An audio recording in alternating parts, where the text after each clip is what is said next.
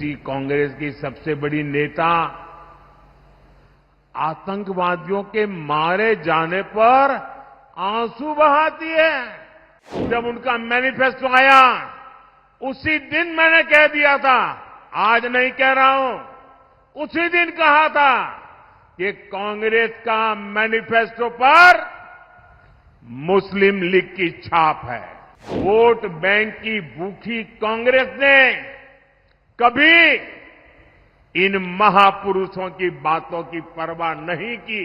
कांग्रेस ने कर्नाटका में धर्म के आधार पर आरक्षण लागू भी कर दिया था। कांग्रेस संविधान बदलकर एससी, एसटी, ओबीसी का हक अपने वोट बैंक को देना चाहती है।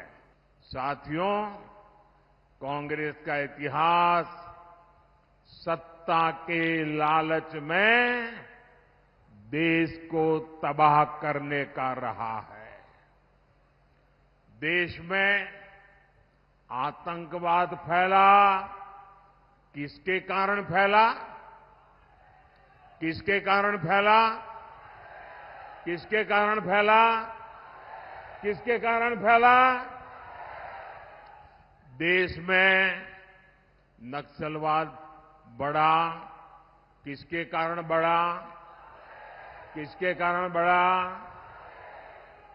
साथियों, कांग्रेस का कुशासन और लापरवाही यही कारण है कि देश बर्बाद होता गया। आज भाजपा सरकार आतंकवाद और नक्सलवाद के विरुद्ध कड़ी कार्रवाई कर रही है, लेकिन कांग्रेस क्या कर रही है? कांग्रेस हिंसा फैलाने वालों का समर्थन कर रही है। इतना ही नहीं, जो लोग निर्दोषों को मारते हैं,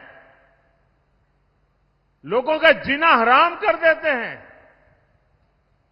पुलिस पर हमला करते हैं, सुरक्षा बलों पर हमला करते हैं, अगर वो मारे जाएं तो एक कांग्रेस वाले उनको शहीद कहते हैं। जब आप ऐसे लोगों को शहीद कहते हो ना, तो इस देश के शहीदों का, वीरों का अपमान करते हो। इसी कांग्रेस की सबसे बड़ी नेता आतंकवादियों के मारे जाने पर आंसू बहाती है।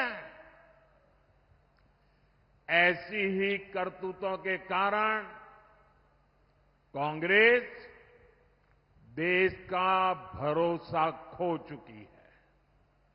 भाइयों और बहनों, आज जब मैं सरगुजा आया हूं तो कांग्रेस की मुस्लिम लीगी सोच को देश के सामने रखना चाहता हूं।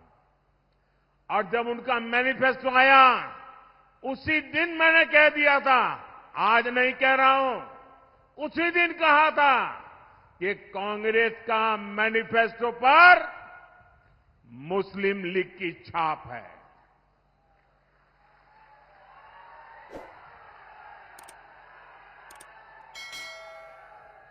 साथियों, जब संविधान बन रहा था, काफी चर्चा विचारणा के बाद देश के सभी बुद्धिमान लोगों के चिंतन मनन के बाद बाबा साहब आंबेडकर के नेतृत्व में ये तय किया गया था कि भारत में धर्म के आधार पर आरक्षण नहीं होगा। आरक्षण होगा तो मेरे दलित भाई बहनों के लिए होगा, मेरे आदिवासी भाई बहनों के लिए होगा, लेकिन धर्म के नाम पर आरक्षण नहीं होगा। लेकिन वोट बैंक की भूखी कांग्रेस ने कभी इन महापुरुषों की बातों की परवाह नहीं की, संविधान की पवित्रता की परवाह नहीं की। बाबा साहब आंबेडकर के शब्दों की परवाह नहीं की। कांग्रेस ने बरसों पहले आंध्र प्रदेश में धर्म के आधार पर आरक्षण देने का प्रयास किया था। फिर कांग्रेस ने इसको पूरे देश में लागू करने की योजना बनाई।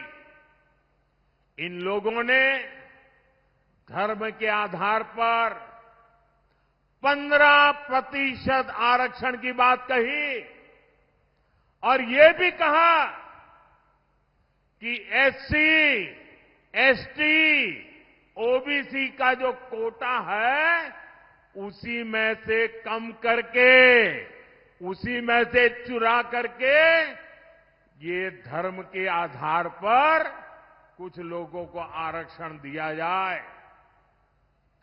2009 के अपने घोषणा पत्र में कांग्रेस ने यही इरादा भी जताया। 2014 के कांग्रेस के घोषणा पत्र में भी इन्होंने साफ साफ कहा था कि वो इस मामले को कभी भी छोड़ेंगे नहीं। मतलब धर्म के आधार पर आरक्षण देंगे, अगर दलितों का, आदिवासियों का आरक्षण कट करना पड़े तो करेंगे। कई साल पहले कांग्रेस ने कर्नाटका में धर्म के आधार पर आरक्षण लागू भी कर दिया था।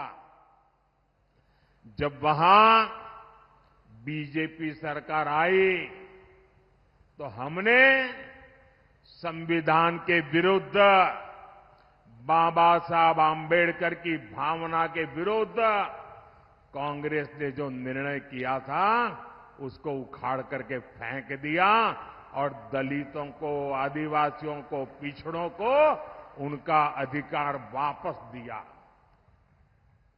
लेकिन कर्नाटक की कांग्रेस सरकार, उसने और एक पाप किया।